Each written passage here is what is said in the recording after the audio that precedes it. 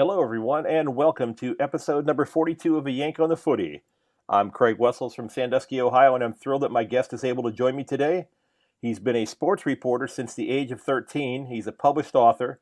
He's the former host of the Balls and All program on Mix 104.9 in Darwin, as well as being an English teacher. I'd like to welcome Jackson Clark to the podcast. Welcome, sir. Glad that you could join us, and glad we've got some of our glitches hopefully resolved. Yeah, thank you very much. Obviously, as you said before off air, we are quite a long way away, so no doubt these things happen, mate, but it's all good. Glad to be here. I appreciate you taking time out of your evening. It's uh, it's great talking to someone who has as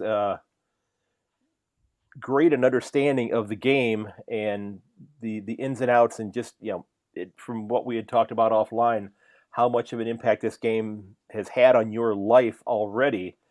So you began covering sports. You realized when you were 13 years old that you wanted to be a sports reporter. Most kids don't know at the age of 13 what they want to do as a career. How did that happen that you knew that at that young of an age? Yeah, I suppose football's been an obsession of mine since about 5 years old. I grew up following the game. I'm a mad Richmond supporter and have been for as long as I can remember. And a natural progression of that was playing the game. And I suppose as a 13-year-old, 12, 13-year-old, as a fringe player in these Northern Territory teams, I kind of realized that I probably didn't have the talent to make it real far in the next level, and I wasn't going to be a player that was going to get drafted or anything like that. So I thought if I wanted to have a career in football, or at least be around the game in a semi-permanent level, it had to be something outside of my playing. So yeah, I picked up the pen, I suppose, and while I was working for the Top End Australian Football Association, which is now defunct, I was in the scoreboard and doing the timekeeping, and they asked me if I wanted to do a little preview for their grand final, and one thing led to another, and eventually I started writing the weekly recaps for a couple of the local newspapers, the Sun newspapers, which was Darwin Sun, Palmerston Sun, and I believe there was another one, and it had pretty good circulation around the Northern Territory, I think around the 35,000 readership mark weekly, something like that. So that was a real kick as a 13, 14-year-old in year 8, year 9, seeing your name under those articles in the paper. And yeah, I'm really grateful for the opportunities, both from the newspaper and from the association. Now, when you were playing, and as you described yourself as being a fringe player, uh, which first of all, that you realizing that maybe I don't have the skill set to go and play this game at a higher level as I get older. First of all, that's something that not a lot of kids necessarily recognize. But when you've recognized that and you realized, I like talking about it, I like writing about it, that sort of thing.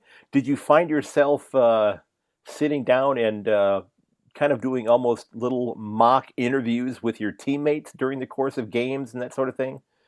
Nah, I've always got a little bit awkward about that actually, I've wanted to separate my football and my writing as much as possible. For example, I still play football, I'm still really involved in that aspect, and I don't like to necessarily break all the scoops that I hear about a football club or anything that I find out about a player. So that actually is a bit of a challenge that I've had to overcome over the years, sort of combining my own interests as a footballer and as a coach, and also what I do with my journalism. But yeah, you're right. I mean, football is a massive passion of mine as a player, and I'm still interested. I hope to play the game for as long as I can until my body breaks down. I'm still 26, so hopefully I have a few more years left playing football. But yeah, writing, I suppose, that's a 30, 40-year career potentially. And with the way social media is going, it's just so exciting, all the different avenues. But yeah, I suppose it was a different pathway as a 13 or 14-year-old, writing about the game more so than playing and training for it compared to the other kids. But yeah, I suppose it was just another learning curve for me. When you write about the game, you're always surrounded by it and getting different perspectives on it. So if anything, it may have helped me as a footballer. That's terrific. Now, did your parents, did your family encourage this passion about writing as you were growing up, or was there the push to, oh no, just improve your game, you'll get better, or did they say, you know what, if this is something you love doing, go for it? Well, when I hear myself say things like as a 13-year-old, I realized that I didn't have the talent to pursue AFL and things like that.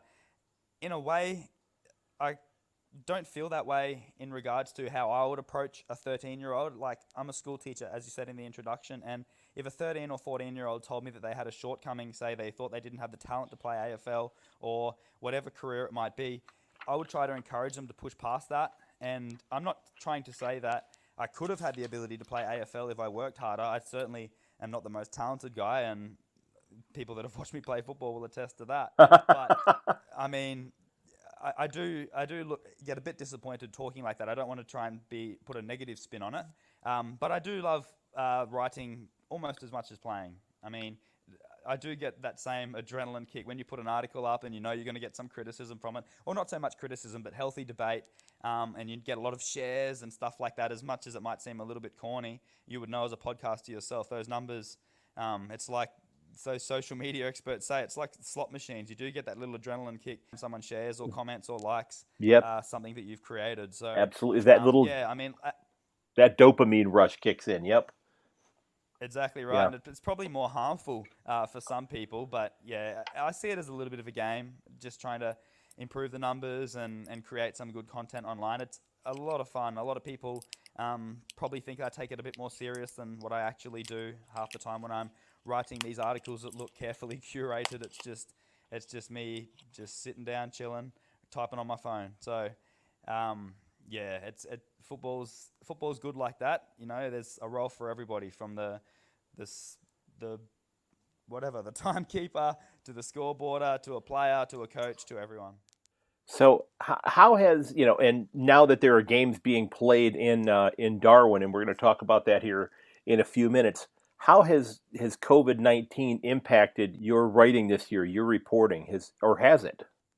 Yeah, that's a very interesting question. I suppose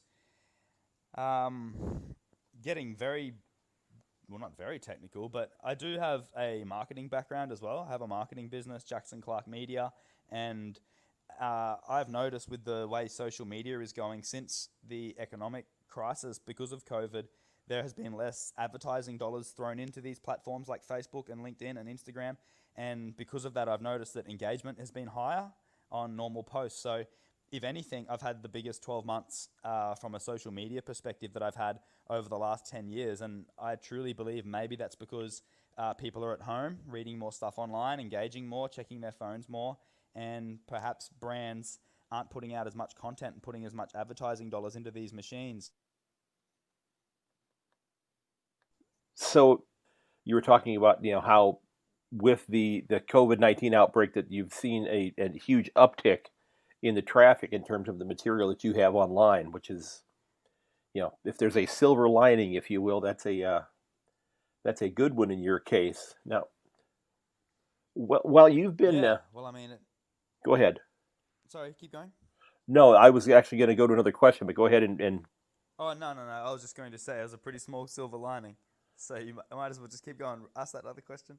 Yeah, I was going to say, while you've been working as a reporter for the last 13 years, what have you found to be the most inspirational story that you've covered? The one that, maybe that you finished it up and you were like, I'm so glad I covered that, and it just kind of made you really feel good about yourself. I suppose inspirational may not be the word that I would use, but the stories that I feel most validated by are the ones that add a different perspective, and a perspective that isn't told by the mainstream media and heard by the general public.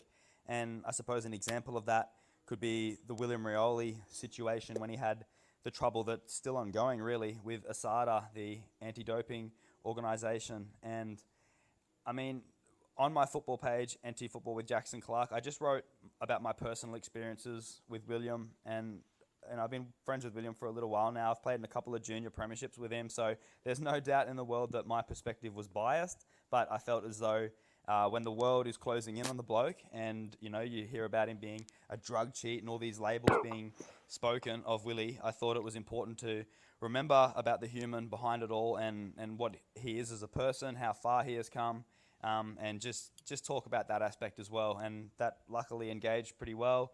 I felt as though I told a side to William that maybe some people haven't heard before. And yeah, I was really happy with how that all turned out. So it's the stories like that that get me the most satisfaction. And I've read a few of your pieces on Facebook. And for those folks who haven't read any of your work yet, and I hope they check out your Facebook page, and I will link it on the in the show notes.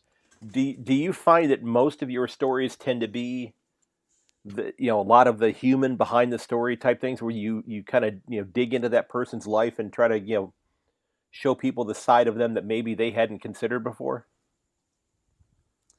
Well, I mean, I need a point of difference. I'm under no illusions that people aren't just going to follow a random guy on Facebook. I haven't played the game at the elite level. So if I want an opinion about something, I need to offer something that other journalists don't and other reporters don't. And I believe growing up in the Northern Territory has given me a very unique perspective. It's a very small community in the Northern Territory. Most of the AFL players that are from the NT know each other, and by extension of that, having grown up playing football with them, I've got to know them as well. So there's a bit of a personal relationship there with many of the players, and that's, I suppose, allowed me to maybe give people an insight into their lives, and I'd like to think that they're comfortable engaging with the football page, which I'm very fortunate by. That's a unique aspect that I sort of haven't really mentioned much or haven't thought about much until the other day, where it's pretty cool that a lot of these big name players are comfortable enough to like, comment, or engage with my football page without the without the fear that they might be ridiculed by someone from the public or sledged or something like that. And we know there's a lot of that going around at the moment. Well, and there has been a lot of that. The recent thing, and I mentioned this in the most recent episode, is the people getting upset because I think was it Callan Ward that had the questionable call at the end of the game Yeah.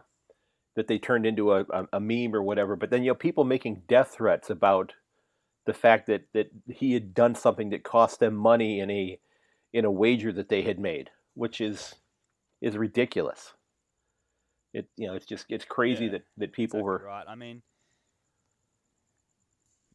there's a lot of people. I think that it's a combination of a lot of things at the moment with the That's probably situation true. that the world's in. A lot of people are very tense, and I mean, I think. I mean, I don't want to call it a storm in a teacup because a death threat should always be taken seriously, but I reckon it's just some guy that's gotten drunk, had a bad day, his multi didn't come up, and he's sent something that he probably shouldn't have sent, no doubt, to Callan Ward. So hopefully these death threats were nothing to be taken too seriously, and they were just just the antics of somebody that was disgruntled that his bet didn't come through. But there's obviously no doubt that AFL players shouldn't be subjected to that kind of nonsense. Absolutely, absolutely. Now, back in 2017, you started a program that I think is a very worthwhile program. You started something called the Kicking the Stigma program, and can you tell the listeners a little bit about that? And are you able to talk about what sparked your interest in starting that type of a program?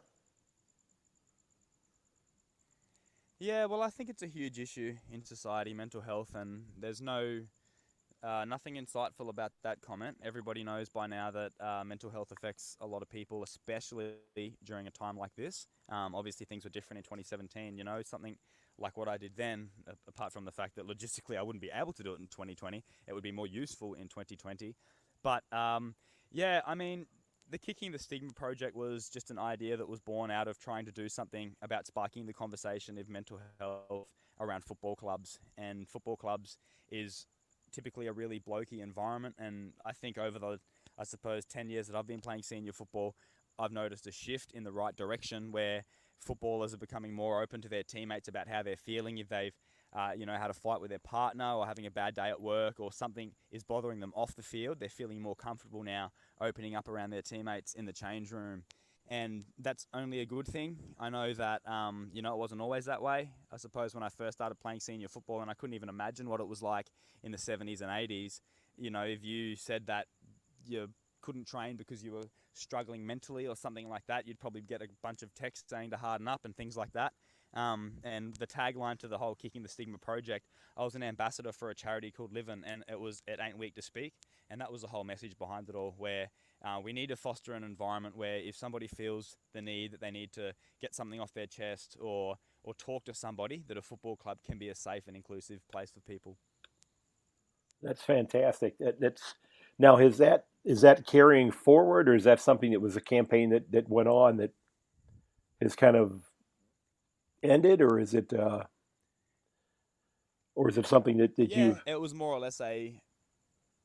Well, I mean, it has continued in the sense that with my football page, I try to post messages as much as possible about mental health, and Okay. not only that, I mean, it's not so much about bringing awareness, but it's also practically about posting links to lines, 24-hour hotlines, because you never know when you can catch someone at the right moment. Somebody might be scrolling through that news feed, and they're a fan of football, fan of Northern Territory football. They see the post, they see the little hotline link there, and they might be having one of those days where they're thinking about doing something that has dire consequences. So, as much as when I'm having just a humble little footy page, I don't want to be thinking about things that deep. It's just the reality in the life that we live. So, yeah, I mean, it's pretty hard, I suppose, with everything else that I'm juggling to continue having a more hands-on role with mental health things. But if I can do anything in regards to bringing awareness or getting behind other people that are creating programs, and there's so much of that going on at the moment, then I'm always willing to offer my support. You had the Kicking the Stigma program that you began back in 2017, and you did something rather unique in order to promote it. You kind of did a continental tour, if you will. That was, I thought, rather interesting. Yeah.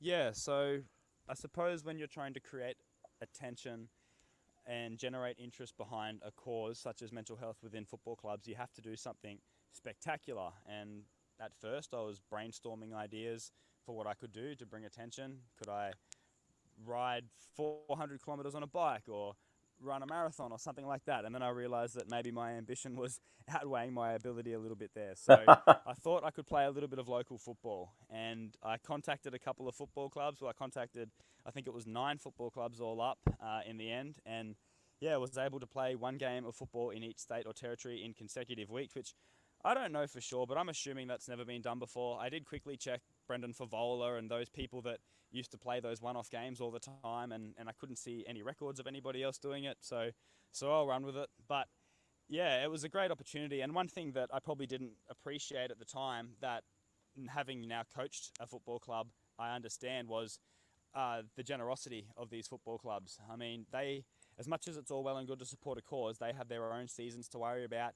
Coaches are under pressure to win games, things like that. So to find a spot for me each week, and some of these leagues and football clubs that allowed me to play for them, I played for Lara in the Geelong Football League, which is arguably the best league outside of the VFL in Victoria.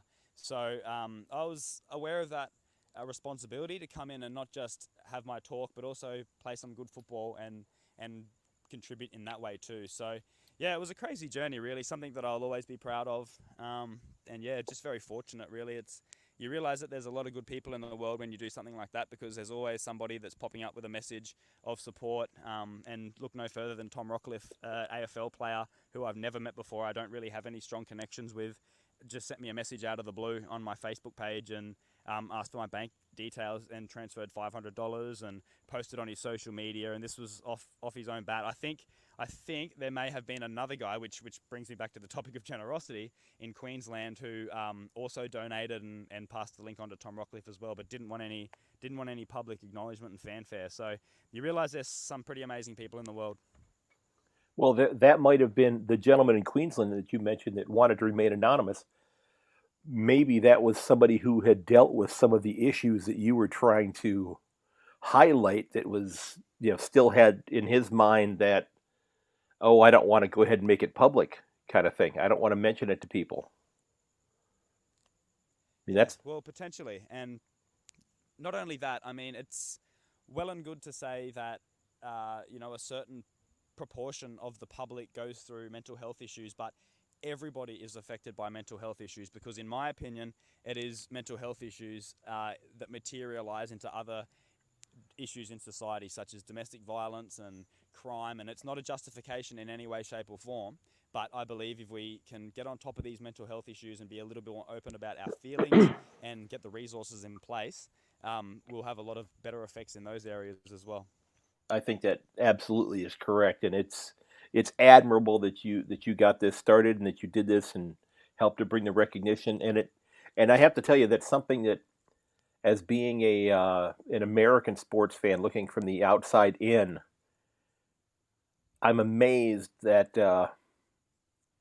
how open people are to talk about this, the issue of mental health in this game, because it's just really beginning here in the States with the professional sports here, but it's something that people are not necessarily afraid to put out there. They've got themselves, where they feel not necessarily comfortable with it, but they realize that, what, there's not going to be necessarily that stigma that might have been attached previously had I brought this up. Yeah, no doubt. And I mean, there's always going to be not so much a stigma, but there's always going to be difficulties for people with mental health issues to talk about it.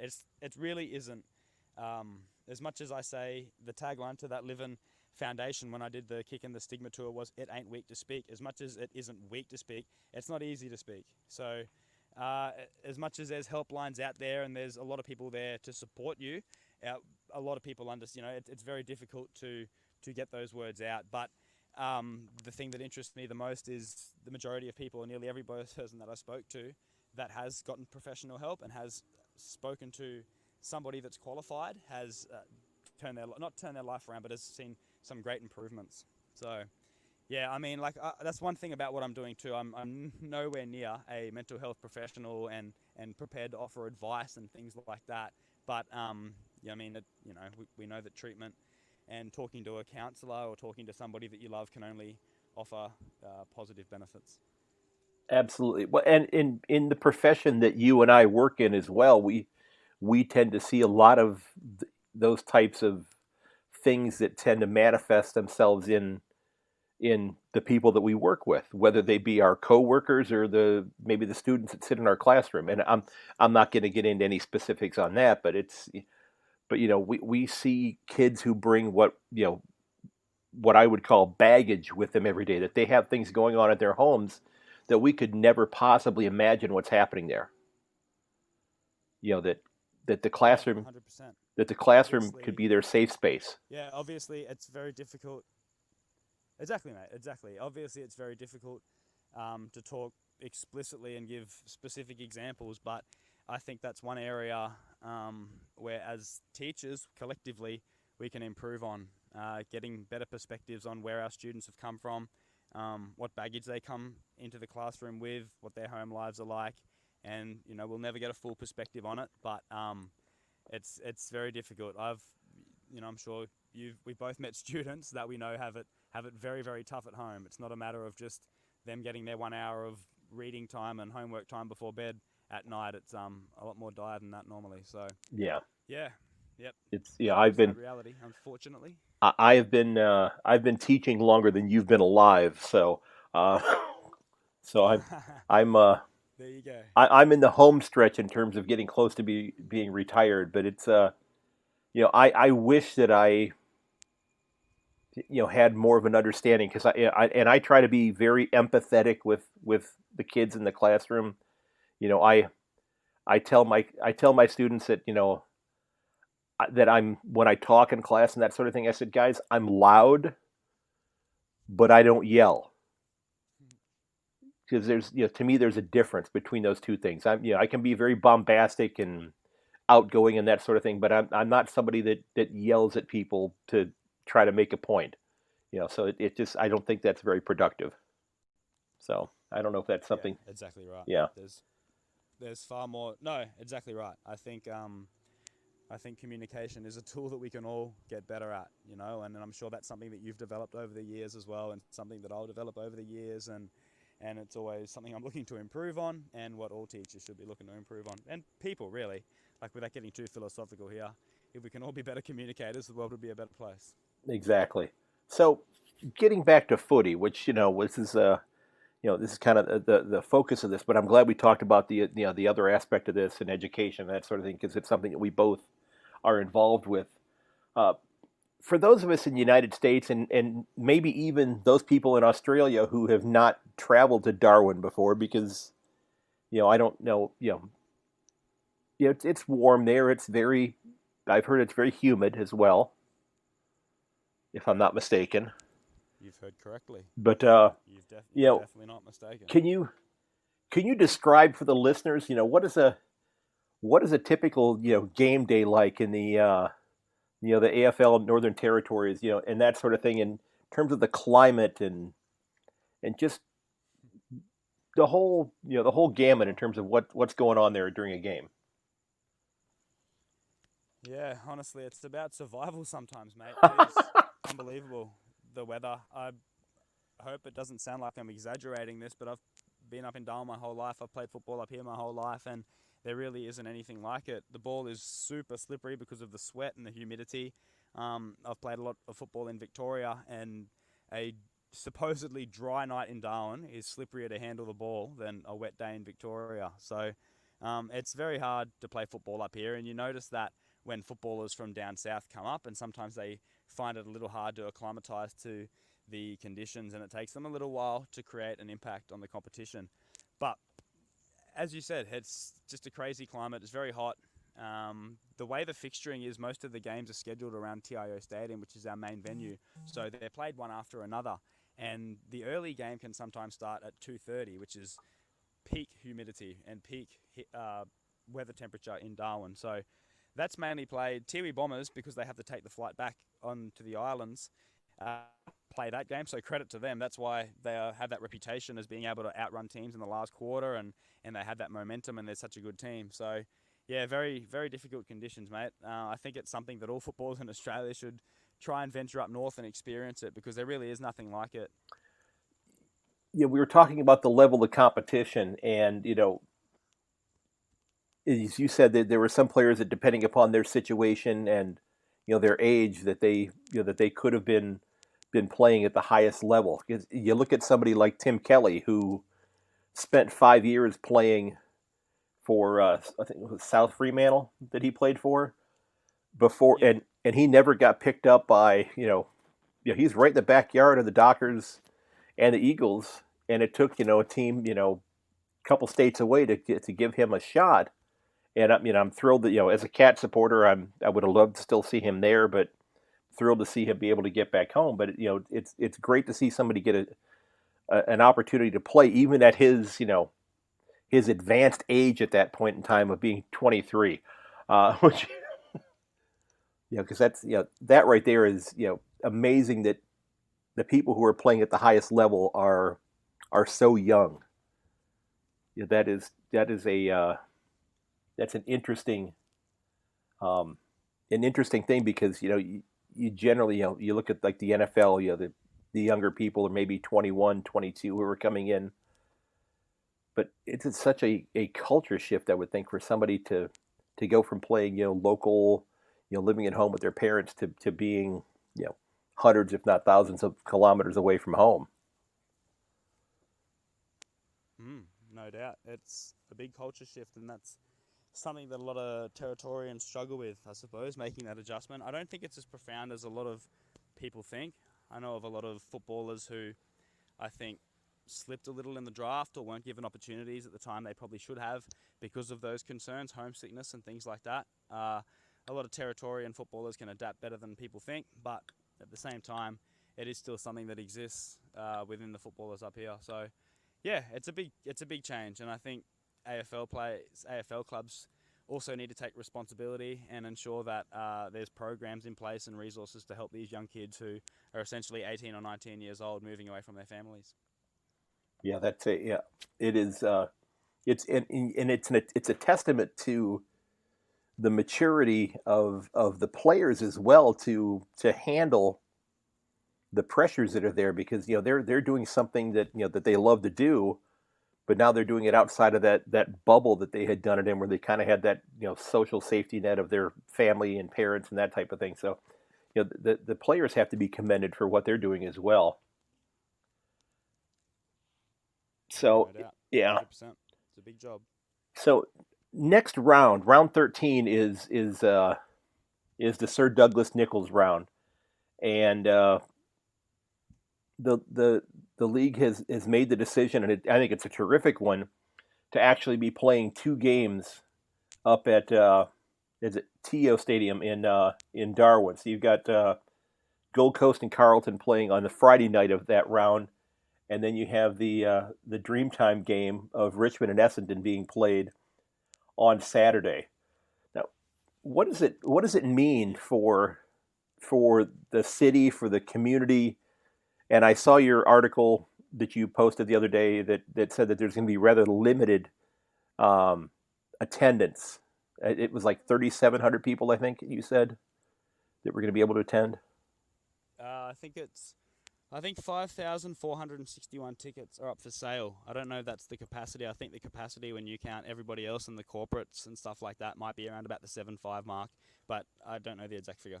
Okay, but what does it mean though for especially games of this round to be played in Darwin? Is it something that the people are extraordinarily excited about?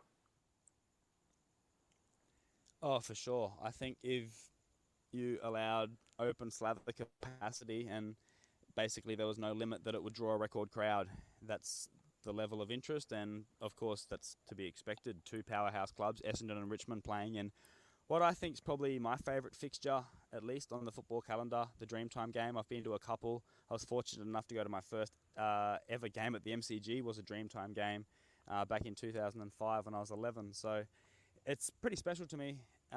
The game itself, even on a personal level, like my father's an Essendon supporter. I know a lot of Essendon supporters, and I'm a mad Richmond guy, so there's always that bit of spice added in. But in regards to what it means to Darwin and the Territory community, it basically means everything. I think you'll find Richmond and Bombers are probably the two most supported clubs up here. The symbolism of having the Dreamtime game, which is paying homage to the Indigenous contribution to the game, and having it in the Northern Territory, where of course we've produced so many great Indigenous footballers and continue to do so.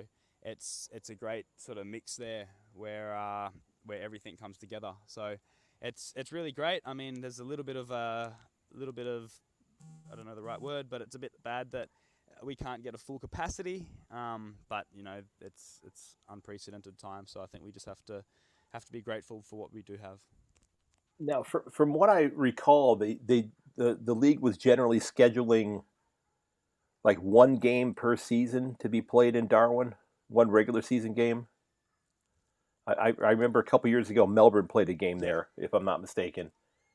But yeah, Melbourne and Gold Coast Suns play a lot of football. Well, not a lot of football. They have a contract to play games up in the Northern Territory, Alice Springs and Darwin.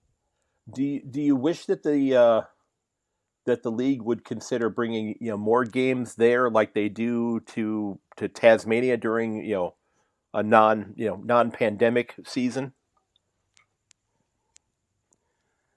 Well, of course I do, but at the same time, you have to be realistic about things, and I don't know the costs involved with bringing a game up here and what clubs lose. It's a push and pull situation here. Every game that you bring up here, you're taking it away from somebody. So if you're playing, let's say the Melbourne Demons are playing 4 games up here instead of 1, do they really want to sacrifice 3 extra games in Melbourne? I think long term, you could maybe work out a deal with the Gold Coast Suns. That's a little bit different. They're still trying to establish a supporter base and could probably benefit from playing a couple of games up in the Northern Territory, especially once with the Suns Academy, we'll see more and more Northern Territory players playing for Gold Coast in the AFL. So I think that's something you could look at, bringing more games to the Territory through the Gold Coast Suns. But yeah, it's a bit complicated. I don't think it's realistic to say, we should be having Essendon and Richmond play every year or every second year or something like that. So yeah, it's a longer conversation than just hoping for more games, but it would certainly be great. Don't worry about that. So the Suns, and I hadn't realized this. The Suns they've established an academy in Darwin.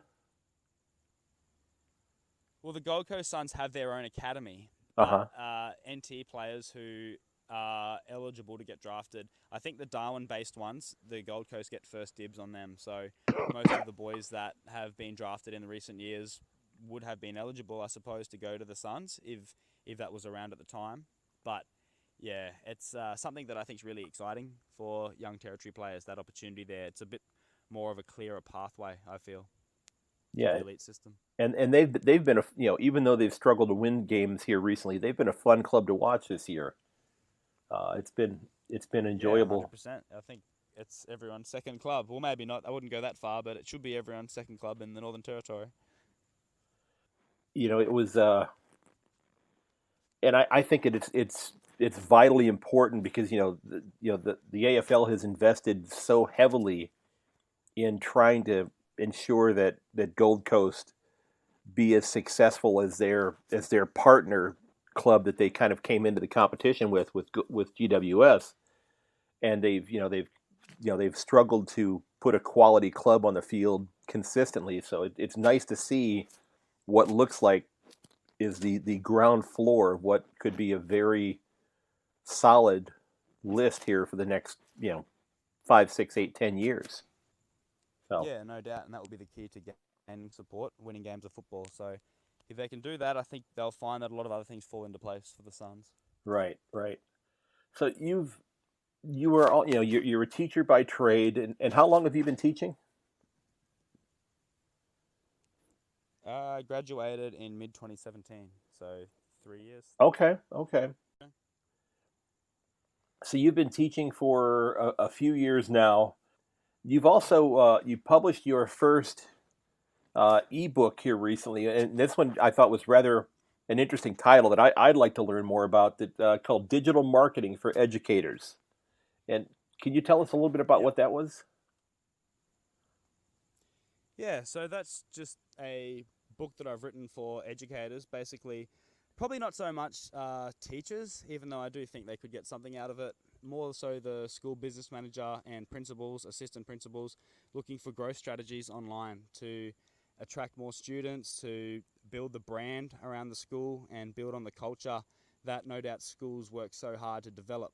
I think everyone's moving to an online world. Well, that transition started over a decade ago, but it'll only be more profound in the coming years. And as we've seen other industries go to the online world, a lot of schools appear to be left behind. Some schools barely even have a presence on Facebook and Instagram and things like that, and it can be tricky to navigate through for most principals and assistant principals. So hopefully this book that I've written, you did say published, it's completely finished, but it hasn't been published just yet. That's to come within the next sort of month or so. Okay.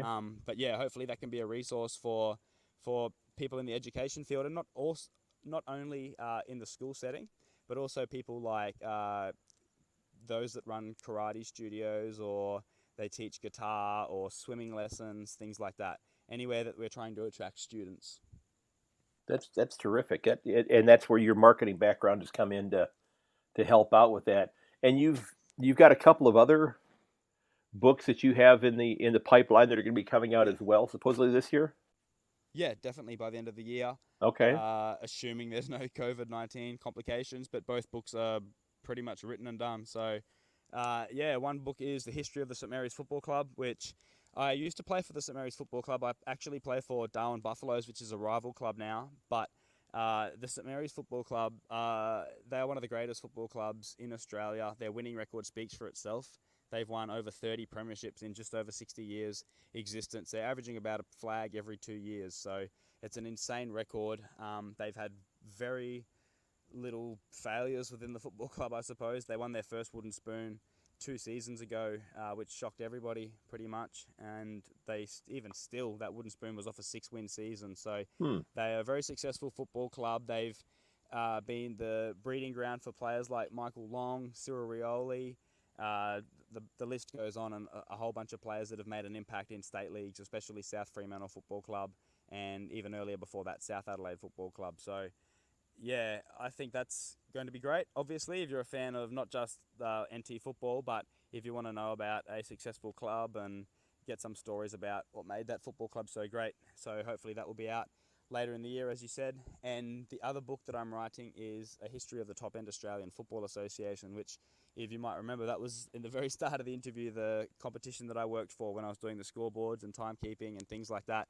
And that's just been a fun little project that I actually started writing when I was 15. I started writing, and what happens is I ended up with a Word document of about 150 pages. And as a 15 to 19-year-old, the last thing you want to do when you discovered alcohol and girls and good times and stuff like that is to write a silly book. So I basically procrastinated for about 5 or 6 years and got back to it finally. at the beginning of this year. Did a bit of work, spoke to a few people, and it's a blessing in disguise, really. Had I finished it as a teenager, it would have been sloppy and just wouldn't have got the full story. A lot's happened in the last 10 years. Some football clubs from the old Tifa days are prospering and in better shape than they've ever have been. Others are really struggling to keep their head above water. So that side of it can be added to the story now as well. And I'm really looking forward to releasing both of those projects later in the year. Terrific. That is it's commendable that you're able to to have so many different things up and running and different projects going, and you have so many different. The saying that we might use here is, hey, you have so many different irons in the fire, if you will, to whether it be your reporting, your teaching, your writing as well, and it's great to be able to talk to somebody who has a passion about the game at the territorial level there, that and is able to provide those linkages to the higher level as well as going down to the lower levels, because you have those connections with all of those people, and it's just really, it's been rewarding to be able to talk to you today about this and to get an understanding of exactly the efforts that you're putting in to help people understand the importance of the game in your part of the country. And it's I appreciate you coming on and sticking with me through all of the little glitches that we have had this morning or this evening, because hopefully I will do a decent enough editing job that people won't notice. But there have been a number of times. I hope it doesn't sound like I'm grumpy. I hope it doesn't seem like that I've answered the phone and yes, all right, mate, what's the next question? No. I genuinely haven't. It's been all good. I haven't had much to do tonight, so no stress whatsoever. No, I haven't. Grumpy was not even a word I would have thought. So no worries there at all. So I appreciate you taking time out of your evening. I hope that you have a wonderful weekend. I know that I'm looking forward to tomorrow to the Cats and Power game, because I think that could be a great matchup. So hopefully, but no doubt. Ladies and gentlemen, I would like to thank my guest Jackson Clark for joining me this evening. Jackson, I appreciate you taking time out of your day to sit down and chat with me. It's been a lot of fun. It's been great to learn about the game from a part of the country that other than seeing some pictures and that type of thing, I'm not that familiar with. And I hope that that this wasn't too taxing on you with regards to the all of the glitches and such. So I hope you enjoyed it. It was a great learning experience for myself, so I truly appreciate it. No, mate, all good. I understand that. I'm grinding away on my own podcast as well, Off the Play on YouTube, if you want to subscribe to that. And I know the failures and the frustrations involved with trying to organise something like this, mate. So I was happy to persist for as long as it takes, mate. All good. Okay, well, I appreciate you coming on, and thanks so very much. And I will definitely look up the podcast and put a link to that in the show notes as well, because that was something I was not familiar with, and I wish I had asked you about that. But so how? It's only in the very beginning stages. Don't worry. Well, it's another iron in the fire, if you will. So well, hopefully something ignites. There you go. Absolutely. Well, thanks so very much. I'd like to thank my guest, Jackson Clark, for joining me this evening.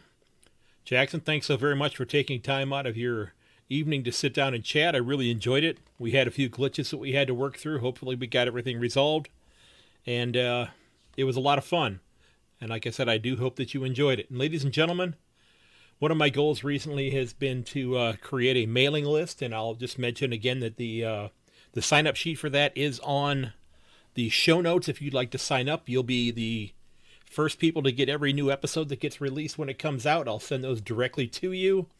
I'm hoping to do a live episode sometime in the near future, and would love to be able to send out invitations to those people on that list to come on and listen to a live episode and contribute to that. So if you'd like to sign up, that's available to you there if you'd like to do so. And also, if you happen to have an idea for a show topic or maybe a guest or somebody that you know that would be worthwhile coming on the show, maybe it's you, and you would like to suggest that person, by all means, you can shoot me an email. You could send me a DM on Twitter. You could reach out to me on a Yank on the Footy on Instagram or on Facebook as well. And don't forget that while you can find all the episodes for this podcast at a yankonthefooty.podbean.com, you can also find it on your favorite podcast provider. Hopefully you'll consider giving me a review on Apple Podcasts. You know, I'd love a 5-star if you think I've earned that, but I'd appreciate your honesty. And you can leave comments on the Podbean app if you'd like to. You can also, like I said, reach out to me on Twitter. You can reach out to me at my email at yankonthefooty@gmail.com. Remember, Twitter is at yank_on. And you can also find me on Instagram and Facebook at yankonthefooty. I'd like to thank Mr. Joseph McDade for the use of a couple of pieces of his music, using the tunes Backplate and Elevation. Mr. McDade has created some fantastic music. You can find his music at josephmcdade.com/music. You can also find his music on Spotify as well. Again, Mr. McDade, thanks a heck of a lot. And ladies and gentlemen, for those of you who are listening in Victoria, we're thinking about you. Keep battling. Keep doing what you need to do to keep yourself safe. We're battling here. You know, we have a lot of misinformation that's coming out. We're scheduled to go back to school a couple of days a week and then all week. And then our county board of health here said, nope, you're going to have to go online. And then our school board decided, nope, we're going to go back to the classroom 5 days a week. So there's a possibility that the county board of health may shut us down anyway and turn us into an online school for the first 9 weeks of the grading period. So we're kind of playing it by ear. So it's been an interesting couple of weeks here as we're getting ready to gear up to go back to school. Beginning next Friday, if I'm not mistaken, is my first day that I have to be back working in my classroom preparing for the year. So folks in Victoria, we're thinking about you. Okay, those of you who are in South Australia and Western Australia and up in Queensland who are able to be watching footy, enjoy it. There are a lot of us that are envious of you. Of course, I'm envious if you're watching footy wherever you happen to be. But we're going to get through this. So just stay focused on what's going to happen at the end. You know, do what you need to do to keep yourself safe. And be that person that reaches out to talk to your friends and family members, to touch base with them, to let them know that you're thinking about them. Don't let them hang out there and linger without any kind of contact, whether it be FaceTime or something of that nature, or instant messenger, or a DM on Twitter, or a phone call. Let them know you're thinking about them. Okay? Let them know. Because these are tough times we're going through. We got to work on this to get through it together. Now, ladies and gents, I want to thank you for listening, because while many of us are fans of our teams, deep down we're all fans of a game that we love, and that's the game of footy. And for those of you who are starting to watch the games here in the U.S. and in Canada, don't forget that Australian rules football, it's why they invented the DVR. Now, hopefully some of you have started watching the games live. It takes some getting used to staying up to all hours of the day. I had a couple 20-plus hours over the last week or so with the football frenzy going on here. So in a way, I'm excited about it going back to a Friday, Saturday, Sunday type situation, even a Thursday, Friday, Saturday, Sunday situation if need be, just so I can, meter my time and maybe get a little bit more than 3 or 4 hours of sleep. So, but enjoy the games this week, folks. I will be back with another episode here in another day or two to give you my tips for round 13. I'm also still working on my my episode on Sir Douglas Nichols. I'm hoping to have that out before round 13 as well, so a couple new episodes besides this one. And ladies and gents, again, I thank you so very much. I ask that you consider sharing this podcast with your friends and family, and may your dribble kick never hit the post.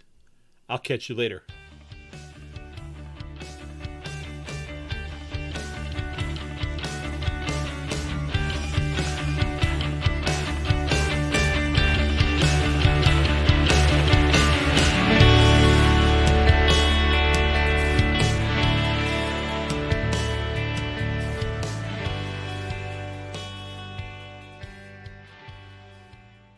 This has been episode number 42 of A Yank on the Footy. Don't forget that you can reach me at yank_on Twitter or at yankonthefooty@gmail.com. You can also find me on Instagram and Facebook at A Yank on the Footy. Again, thanks for listening. I appreciate it. And I would appreciate it if you would consider sharing the podcast, whether it be this episode or the entire podcast itself, a link with your friends and family. It would be great if you would do that. Until next time, ladies and gentlemen, goodbye.